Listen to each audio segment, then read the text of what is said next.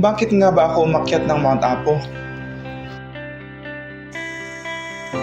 Ang Mount Apo ang isa sa mga bundok na gustong akyatin ng mga hikers o mountain climbers dahil ito ang pinakamataas na bundok sa Pilipinas. Ito ay may taas na 2,954 meters above sea level. Sa videong ito, gusto kong ibahagi ang aking mga karanasan sa pag-akyat sa pinakamataas na bundok sa Pilipinas, ang Bundok Apo.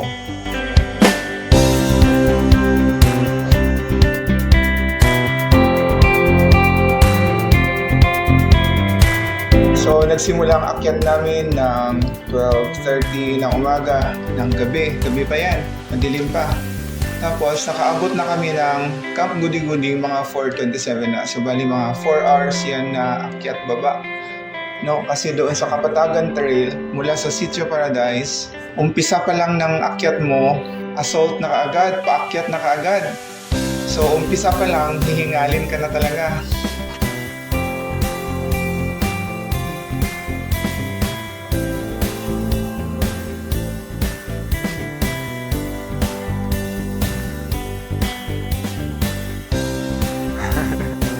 Ito naman yung sa Mount Matutong.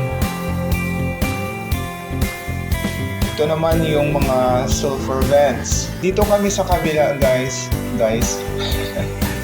Dito kami sa kabila. Doon, kasi mas madali ang trail dito sa kabila ng sulfur vents. Sa kabila siya ng mga boulders. Kasi mas madali daw ang trail doon. At saka hindi na kami nag-boulders kasi hindi na rin namin naabutan ang sunrise.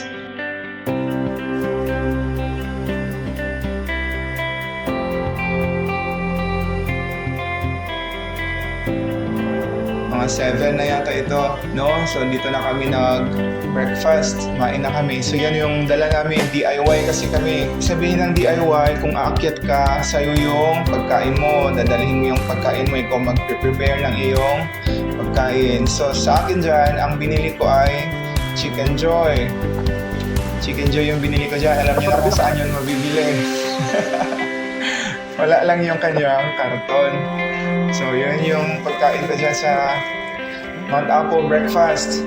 Tapos kung makikita niyo yung usok dyan, hindi yan usok. Usok yan na may kasama na clouds. Galing doon sa mga sulfur. So, kung alam niyo yung amoy ng sulfur, ganun na. Kumakain ka na, ganun yung naaamoy mo. Parang bulok na itlog na hindi mo maintindihan, tapos masakit pa sa ilong. Pero sa umpisa, maamoy mo talaga yon, tapos masasakit yung ilong mo. Pero sa kalaunan naman, sa katagalan, ewan, nasanay na siguro yung ilong ko dyan na part. So parang wala na lang sa akin. Pero actually, amoy talaga, malakas talaga yung amoy ng sulfur. Pero tuloy lang, kain lang kasi gutom ka na, magugutom ka talaga. Akala ko noon hindi ako magugutom kasi usually hindi ako kumakain talaga ng agahan. Pero kumain talaga ako dyan ng madami, halos maubos ko yun. Refill na tayo dyan ng Pocari Sweat. Refill na tayo kasi kailangan mo talaga yan kapag umaakyat ka ng bundok. Kasi yung malaki din na lalagyan ng Pocari Sweat, ilalagay ko yun sa bag kasi ang naghawak ng bag ko ay yung pinsan ko na. At the same time, lead guide din namin si Leo, si DJ Leo. Shout out pala, DJ Leo. So pagkatapos nung trail na yon, paakyat, dito na kami sa tinatawag nila na white sand. No, makikita nyo naman sa video na white sand, talaga may white sand siya, pero part lang naman yan ng white sand. No, tapos yung mga tanim dyan, klase-klase yung mga tanim na nandyan. Pero karamihan na dito ay yung mga wild berries. Hindi ko alam kung anong pangalan talaga nun, pero wild berries ang sabi nila na pangalan. Marami dyan, so magsawa ka dyan sa pupulot ka, ha-harvest, tapos kainin mo. Dito na area, hindi na masyadong maamoy yung sulfur. Pero meron pa rin, maamoy pa rin siya kasi madala ng hangin. Ito yung tinatawag nila na 87-degree climb. Akala ko noong una, may ibang dadaanan. Akala ko iikot pa kami bago kami makakapunta doon sa tuktok. Pero nung sabihin na ni Leo, yung pinsan ko na lead guide din namin, sinabi niya na dyan tayo dadaan, parang hindi ko alam kung anong iisipin ko, makakaya ba namin yan? Or aatras ba? Kasi kung titingnan mo talaga, parang nakatayo na siya, parang wall. Parang wall na talaga ang itsura niya. Kasi 87 na. 3 degrees na lang, magiging 90 degrees na. So, ganun. Pero, pag akyat namin dyan, kayang-kaya naman ito na. Pagod ka lang talaga makakyat dito sa 87 degree climb. So, ito yung una mong makikita kapag makaabot ka na doon sa taas ng 87 degree climb. Hindi pa yun ang peak. Ito ang makikita mo. Ito yung crater ng bundok Apo. Tubig yung makikita natin kasi ulan-ulan kasi nung mga nakaraang mga araw, no? Ulan-ulan. Pati before nung gabi na yon, napaakyat namin, umulan. Buti na lang tumigil yung ulan pagdating na ng mga ating gabi ng midnight. Tumigil na. So yan na siguro yung mga nag-ipon na tubig. Pero kung summer daw, matutuyo daw itong lake na ito, itong crater ng bundok Apo. So yan naman yung gorilla stone head, no? Na-forma siya. Pero doon mo lang sa crater yon makikita na gorilla yung kanyang itsura. Pero mas klaro siya na mukhang gorilla doon sa baba sa crater. So, kunting akyat na lang, makakaabot na tayo ng peak. Ang Digos Peak ng Mount Apo. Alam niyo yung sinasabi nila na lahat ng pagod mo, lahat ng sakit ng katawan mo mawawala pag makaabot ka ng tuktok. Akala ko noon, joke lang yun, sabi-sabi lang nila yun, pero parang ganun talaga yung nangyari. No, ewan siya pakinggan, pero ganun talaga yung na-feel ko nung panahon na yan. Yun bang kanina mo pa hinihintay na maabot mo yung tuktok ng Mount Apo, pero ang tagal-tagal mo. Ang tagal-tagal bago mo ito maabot. Tapos baba ka na. Mga 30 to 1 hour siguro kami dito sa peak. Picture, hinihintay kung may maganda na view kasi ang ulap dyan, mabilis lang mawala. No, mabilis lang yung magbago yung ulap dyan. So, kailangan maghintay talaga. So, after nun, babalik na kaagad yung mga pagod mo. Babalik na kaagad yung mga pagod mo. So ito yung trail naman pababa. At kailangan na naming harapin ang mga boulders ng Mount Apo. Ito yung pinagmamalaki ng Mount Apo, yung boulders. Ang lalaki niyan, maliliit lang sa paningin ninyo, pero ang lalaki ng mga bato na yan. Pero kahit malalaki yan, meron pa rin diyang mga wild berries. Ayan. Tulad nga ng sabi ko kanina, kahit maamoy mo yung mga sulfur, kasi lalo na pag mahangin, no, dalahin niya yung sulfur sa'yo. Pero masasanay ang ilong mo dyan. Kaya kahit walang hugas-hugas, banat sa kain si Apong. Sige, kain pa Apong. Diyan na rin kami kumain ng aming lunch. 12:10 ng tanghali. Nakababa na kami sa mga boulders. So yun yung mga guide namin. Itong nasa right yung si Sir Eboy, anak yan din ng Jubilee na Bawbawen. Baka kilala niyo mga taga-Kuyampon. Tapos ito namang nasa kabila sa left, yan yung pinsan ko na nagpasubo sa akin dito sa pag-akyat kung bakit ako nandito sa Mount Apo, kung bakit ako nakaabot ng Mount Apo. Tapos ng lunch, siyempre, boulders pa rin. Hindi ko matandaan kung ano yung sinabi ni Sir Epoy. Parang mga 3 kilometers yata. 3 kilometers ba yun na boulders ang daanan. Tapos after boulders, ito naman yung dadaanan mo. Yan, ganyan kasukal. Papunta na yan ng Camp Gudi-Gudi. So yan yung dadaanan natin mula sa boulders. Pero bago yan, may mga matatarik pa na mga daanan bago ka makaabot dyan. Papunta na ito ng Camp Gudi-Gudi. Ganyan kasukal yung dadaanan mo. So, tataas na yung mga puno dyan, mga maliliit na puno, madamo. Ang daanan natin dyan, makikita nyo naman sa video. Tapos mamaya, pag malapit na sa Camp Gudi-Gudi, pababa na yan at matarik na yung daanan, hindi na kayang mag-video. Dito kasi, pwede pang mag-video, no? Kasi hindi pa masyadong pababa yung daanan natin dyan, yung trail. Kaya nag-video-video pa dyan. Para naman masagot yung tanong sa umpisa ng video na bakit ba ako makyat ng Mount Apo?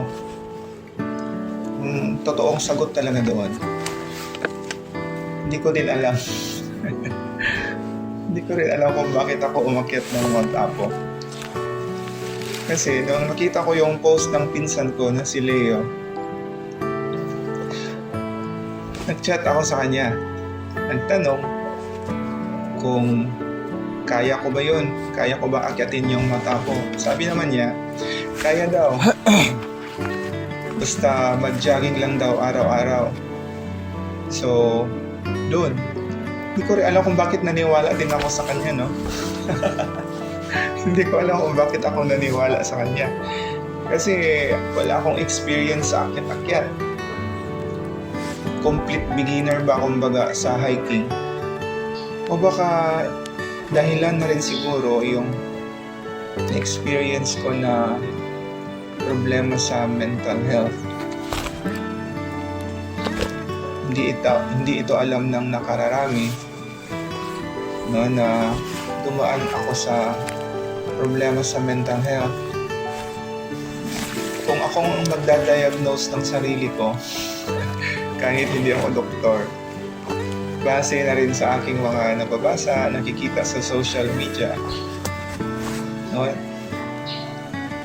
Parang existential crisis daw yata ang tawag dito sa nararamdaman ko na ganito. Yun ba ang parang wala ka ng silbi sa mundo?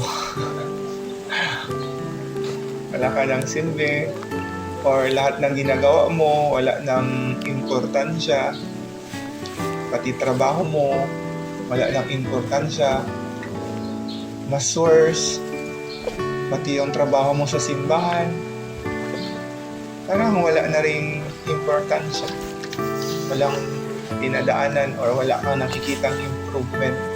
Yun bang nagsisimba ka na lang kasi kailangan magsimba, kailangan makita ka ni pastor, no? Simba ka na lang kasi may trabaho ka doon at kailangan mong gampanan yung trabaho mo doon, kasi pag hindi mo gagampanan yung trabaho mo doon, madadamay din yung mga tao na nakasali sa ministry mo. Ewan ko kung anong tamang term doon, pero sa tingin ko existential crisis daw ang tawag doon. Yun bang mahinisip mo na sana kunin ka na ni Lord, tapos worst, hihilingin mo pa kay Lord na kunin mo na ako, Lord.